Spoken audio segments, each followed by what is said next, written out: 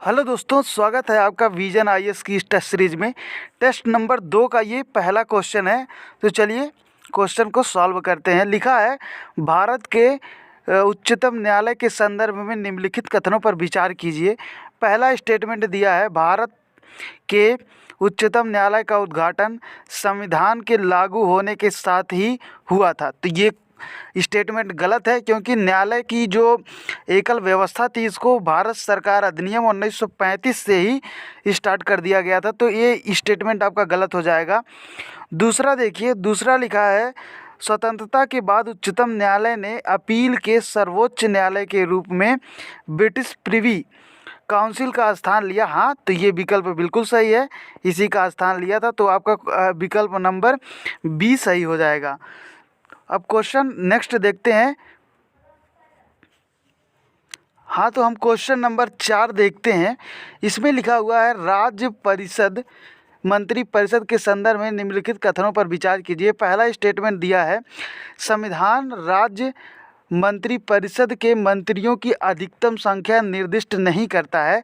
तो दोस्तों, ये अधिकतम संख्या निर्दिष्ट करता है, इसलिए आपका स्टेटमेंट गलत हो जाएगा। कैसे करता है?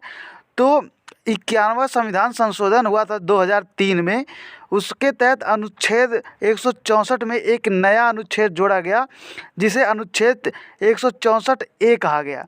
तो इसमें यह निर्धारित किया गया कि जो मंत्रियों की संख्या है वो 12 से कम नहीं होनी चाहिए और 15% से अधिक नहीं होनी चाहिए। तो ये स्टेटमेंट आपका गलत हो जाता है। दूसरा कह रहा है, मंत्रिपरिषद द्वारा राज्यपाल को दी गई सलाह की जांच किसी भी न्यायालय में नहीं की जाएगी। तो ये बात आपका सही है, क्योंकि अगर हर मामला न्यायालय में जाएगा तो सरकार कोई काम नहीं कर पाएगी। चलते हैं दूसरे क्वेश्चन की तरफ।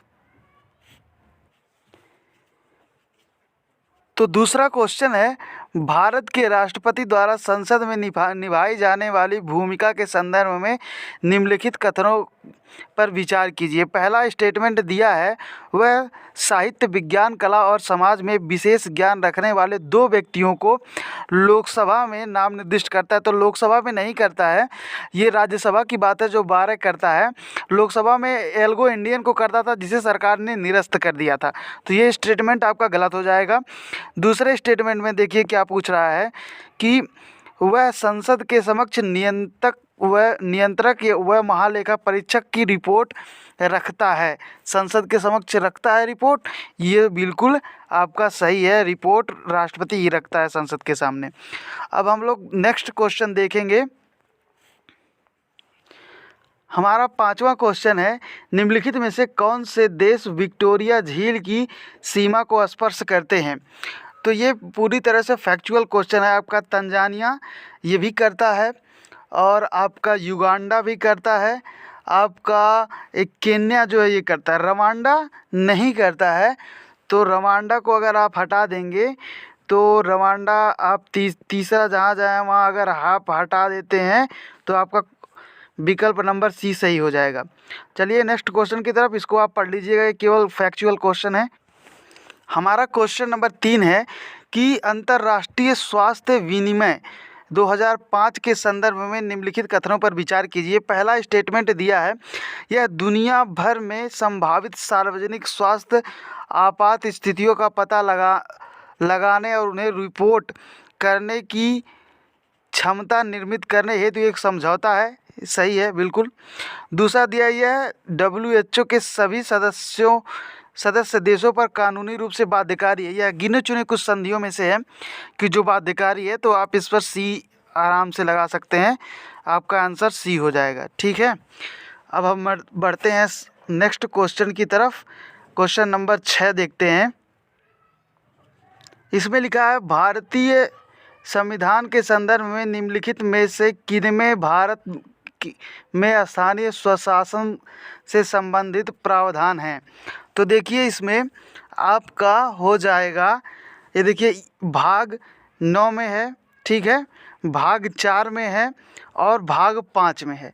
तो आपका विकल्प हो जाएगा ये भी पूरी तरह से फैक्चुअल क्वेश्चन है। तो इसमें क्या समझाया जाए? चलिए नेक्स्ट क्वेश्चन की तरफ बढ़ते हैं। हमारा अगला क्वेश्चन है, संयुक्त उपयुक्त में से कोई नहीं, यानी कि नोटा जो आप ईवीएम में देखते हैं, निम्नलिखित में से निम्नलिखित कथनों पर विचार करना है नोटा के संदर्भ में। पहला स्टेटमेंट है, नोटा विकल्प के तहत डाले गए मतों की गणना चुनाव लड़ने वाले उम्मीदवारों हेतु डाले गए कुल मतों वैध मतों से की जाती है ताकि उम्मीदवारों को जमानत राशि वापस की जा सके। तो ऐसा कुछ नहीं है, ये स्टेटमेंट गलत है। ये तो नोटा इसलिए है जिसको अगर कोई भी उम्मीदवार पसंद नहीं आ रहा है तो वो नोटा दबा सकता है। दूसरा स्टेटमेंट देखिए, भले ही नोटा विकल्प के तहत डाले गए मत किसी भी उम्मीदवार के लिए डाले गए मतों की संख्या से अधिक हो, तब भी सबसे अधिक मत प्राप्त करने वाले उम्मीदवार को ही निर्वाचित घोषित किया जाएगा। तो ये बिल्कुल सही है, क्योंकि first past the post system द्वारा भारत में लोकसभा का चुनाव होता है। तो हम लोग विकल्प देखते हैं, विकल्प में क्या क्या दिया हुआ है। तो विकल्प में दिया हुआ है कि कौन सा सही है पूछा है हमारे पास।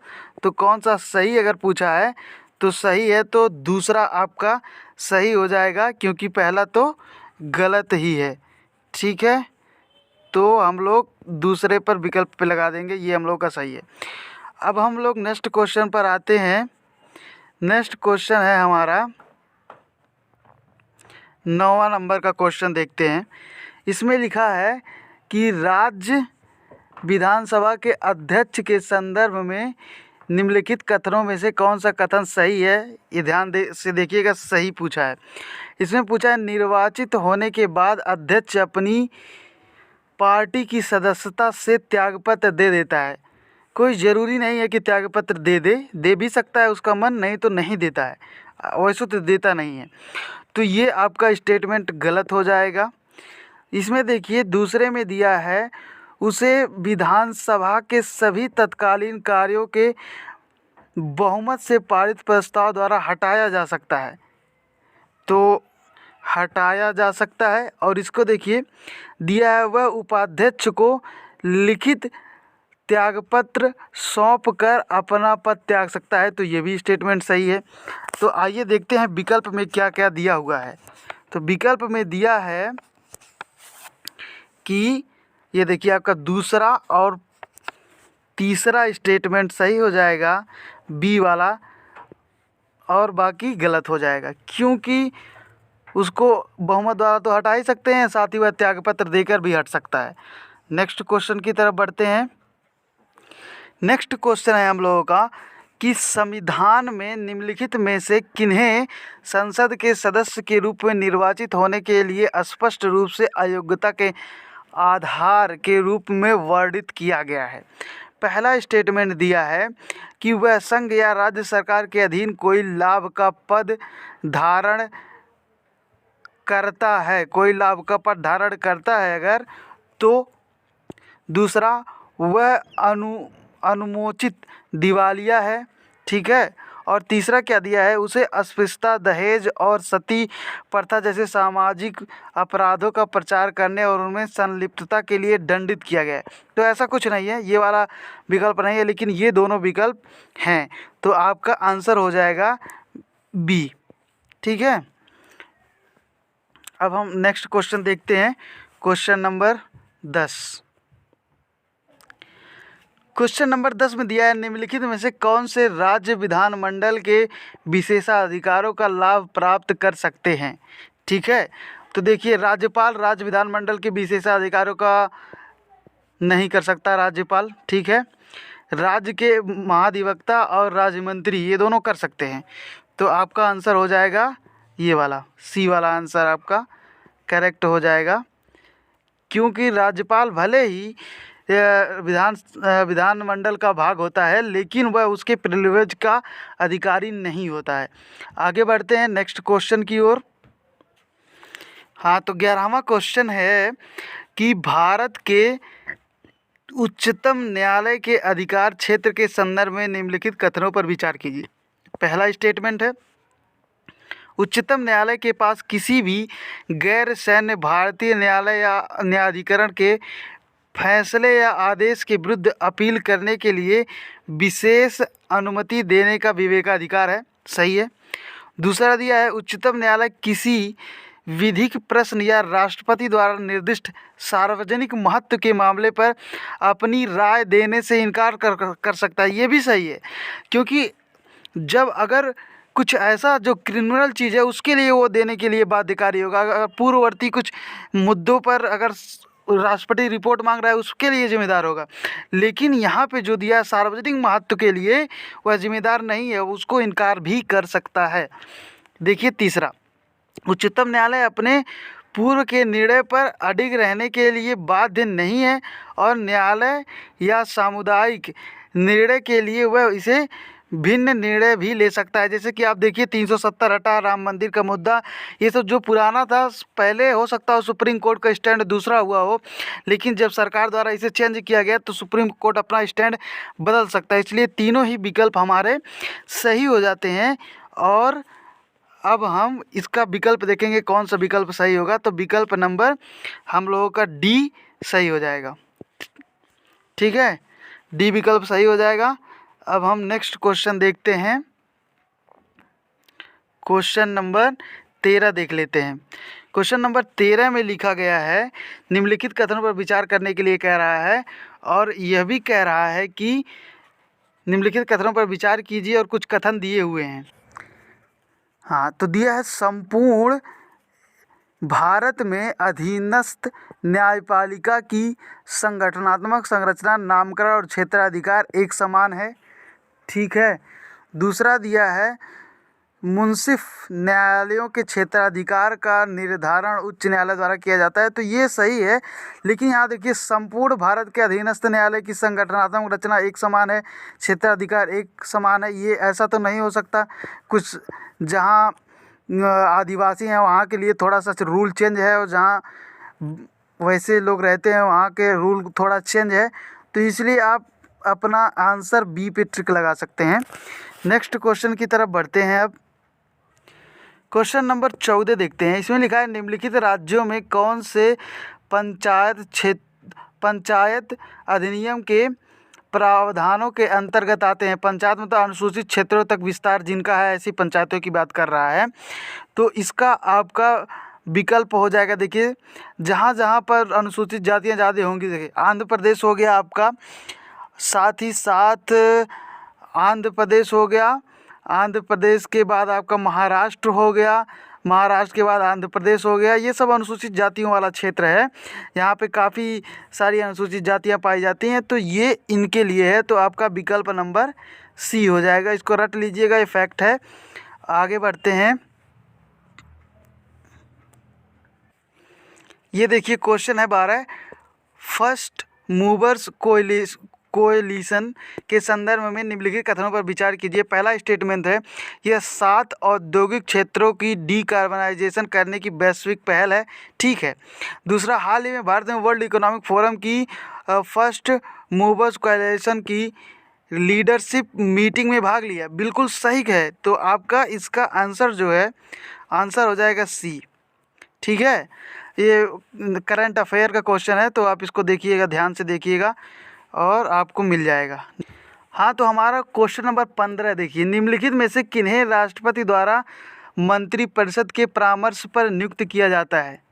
वित्त आयोग के अध्यक्ष और उनके सदस्यों को, नंबर 1। ठीक। उसके बाद से नंबर 2 दिया है कि निर्वाचन आयोग के अध्यक्ष और उनके सदस्यों को। ठीक है। 7वां दिया है राज्य के भारत के महान्यायवादी यानी अटॉर्नी जनरल और महाधिवक्ता सॉलिसिटर जनरल को, सॉलिसिटर जनरल को। तो ये देखिए सॉलिसिटर जनरल को नहीं किया जाता। इसके जब भी कोई अलग सरकार आती है, मैंने पहले भी वीडियो में बताया है कि जब भी कोई दूसरी सरकार आती है तो वो तुरंत इसको चेंज कर देती है। तो ये तो विकल्प आपका गलत हो जाएगा। अब जहाँ जहाँ 3 है, अगर आप उसको डिलीट करेंगे तो आपके पास बचेगा क्वेश्चन नंबर ए, आपका आंसर हो जाएगा। नेक्स्ट क्वेश्चन की तरफ आगे बढ़ते हैं। हमारा क्वेश्चन नंबर 16 है कि विपक्ष के नेता के संदर्भ में निम्नलिखित कथनों पर विचार कीजिए। पहला स्टेटमेंट दिया है, विपक्ष के नेता का पद एक संवैधानिक पद है। ऐसा कुछ नहीं है, संवैधानिक पद नहीं है, ये संसदीय परंपराओं में चल रहा है। तो ये स्टेटमेंट आपका गलत हो जाएगा। दूसरा दिया है विपक्ष सदन की कुल संख्या के 10वें हिस्से या उससे अधिक सदस्य संख्या वाले सबसे बड़े विपक्षी दल के नेता को उस दल के विपक्षी दल का नेता की मान्यता दी जाती है। ठीक है, तो ये तो सही है, इस समय कांग्रेस है। दूसरा, विपक्षी दल के नेता के वेतन भत्ते और अन्य सुविधाएं कैबिनेट मंत्री के बराबर होती हैं। बिल्कुल सही बात है, यही तो फ़ायदा है। ये आपका विकल्प नंबर ए हो जाएगा। ठीक है, अब हम लोग देखते हैं नेक्स्ट क्वेश्चन। 18वां क्वेश्चन है कि राज्यसभा की संरचना के संदर्भ में निम्नलिखित कथनों पर विचार करने के लिए कह रहा है। पहला स्टेटमेंट है, राज्यसभा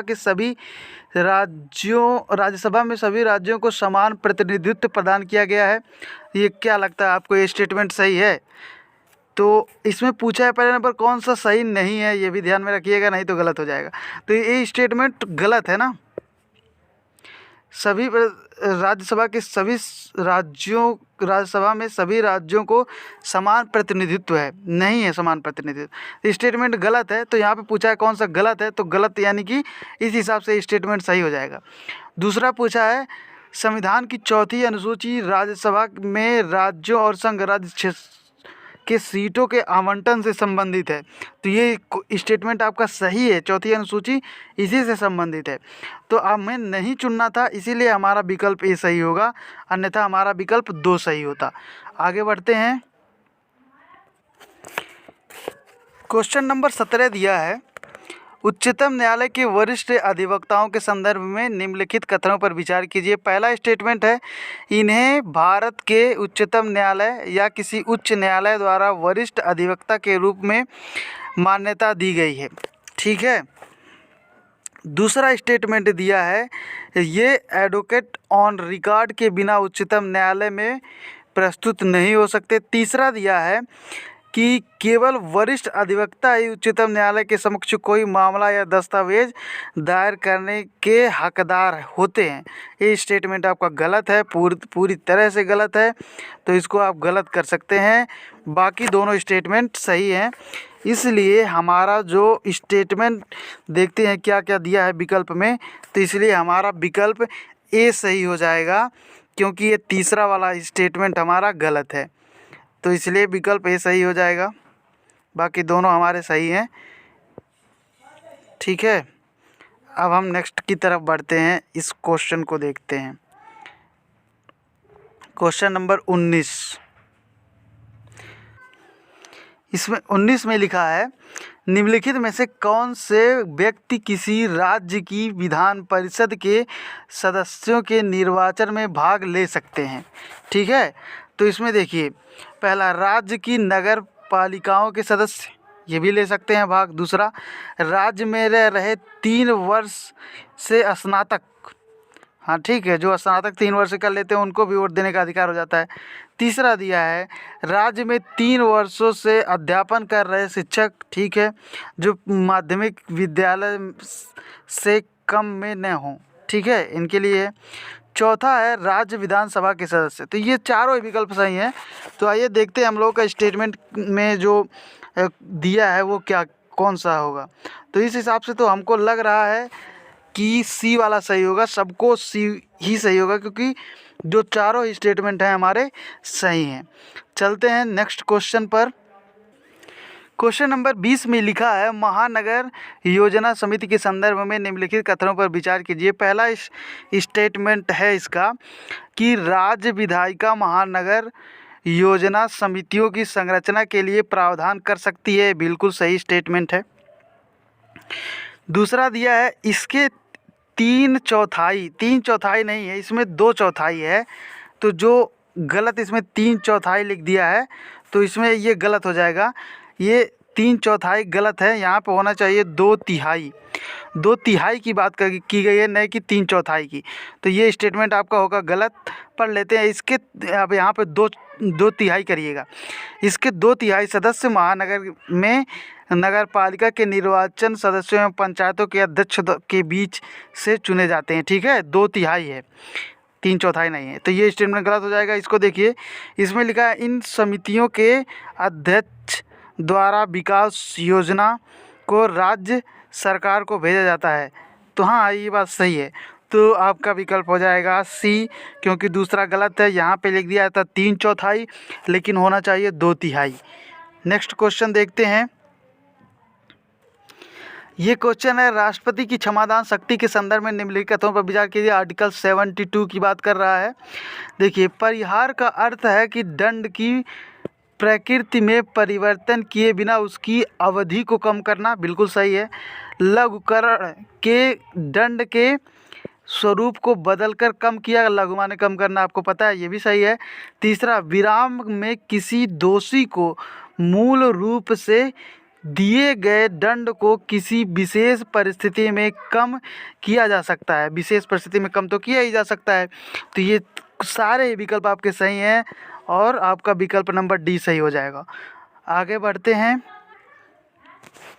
क्वेश्चन नंबर 23 देखिए, इसमें दिया है, उच्चतम न्यायालय की स्वतंत्रता के लिए निम्नलिखित में से कौन से संवैधानिक रक्षोपाय दिए गए हैं? पहला स्टेटमेंट देता है, अपनी अवमानना के लिए दंड देने का अधिकार, बिल्कुल सही है। दूसरा, अपने कर्मचारियों को नियुक्त करने के लिए स्वतंत्रता, बिल्कुल सही है, कॉलेजियम के द्वारा। और बाकी जो उसमें काम करते हैं वो सुप्रीम कोर्ट में या हाई कोर्ट में, उनके जो कर्मचारी हैं उनकी भी नियुक्ति सुप्रीम कोर्ट ही आपस में कर लेते हैं सब। तीसरा दिया है, सेवानिवृत्ति के बाद वकालत पर रोक, ये भी सही है। और चौथा दिया है कि संसद द्वारा इसके प्रत्येक क्षेत्राधिकार को कम नहीं किया जा सकता। संसद द्वारा इसके क्षेत्राधिकार को कम नहीं किया जा सकता, ये भी सही है। अगर संसद द्वारा इसके क्षेत्राधिकार को कम कर दिया जाएगा तो इस निष्पक्ष होकर निर्णय कैसे कर पाएगा, इसीलिए ये भी आपका सही है। और ऐसी स्थिति में आपका सारा विकल्प सही हो जाता है। चलते हैं नेक्स्ट क्वेश्चन की तरफ। हमारा 21वां क्वेश्चन है कि निम्नलिखित में से किन मामलों में राज्यपाल उपराष्ट्रपति के निर्देश के बिना अध्यादेश जारी नहीं कर सकता? तो देखिए, यदि समान प्रावधानों वाले किसी विधेयक को राज्य विधानमंडल में इसकी प्रस्तुति के लिए राष्ट्रपति की पूर्व स्वीकृति आवश्यक है। दूसरा, यदि वह समान उपबंधों वाले विधेयक को राष्ट्रपति के विचारार्थ रखना आवश्यक समझता है। ठीक है। नंबर 3, यदि राज्य विधानमंडल का समान प्रावधान वाले कोई अधिनियम राष्ट्रपति की सहमति प्राप्त न होने की स्थिति में अमान्य हो जाता है। तो ये सभी स्थितियों में अध्यादेश जारी नहीं किया जा सकता। और इसमें सही विकल्प पूछा है तो आपका हो जाएगा विकल्प नंबर डी। ठीक है, डी में क्या लिखा है? तीनों ही। तो विकल्प नंबर डी इसलिए मैंने कह दिया क्योंकि हम ऐसे ही होता है कि डी में होता है सब। तो ये आपका सही हो जाएगा।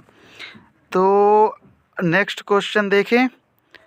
नेक्स्ट क्वेश्चन है हम लोगों का क्वेश्चन नंबर 24। इसको देख लेते हैं। क्वेश्चन नंबर 24 लिखा है, निम्नलिखित कथनों पर विचार कीजिए। इसमें पहला स्टेटमेंट है, राज्यपाल संबंधित राज्य उच्च न्यायालय के न्यायाधीशों की नियुक्ति राष्ट्रपति के परामर्श पर करता है। ये बिल्कुल गलत है, क्योंकि राज्यपाल जो होता है शपथ दिलाता है, नियुक्ति नहीं करता है। तो ये स्टेटमेंट आपका गलत हो जाएगा। दूसरा दिया है कि किसी राज्य में जिला न्यायाधीशों की नियुक्ति, पदस्थापना और पदोन्नति राज्य के राज्यपाल द्वारा उच्च न्यायालय के परामर्श पर की जाती है। तो ये बिल्कुल सही बात है कि जब उच्च न्यायालय परामर्श देता है तभी उन्हीं की नियुक्ति और पदस्थापना की जाती है। तो 24 का आपका हो जाएगा आंसर बी। ठीक है, चलिए अगले क्वेश्चन की तरफ चलते हैं। Question number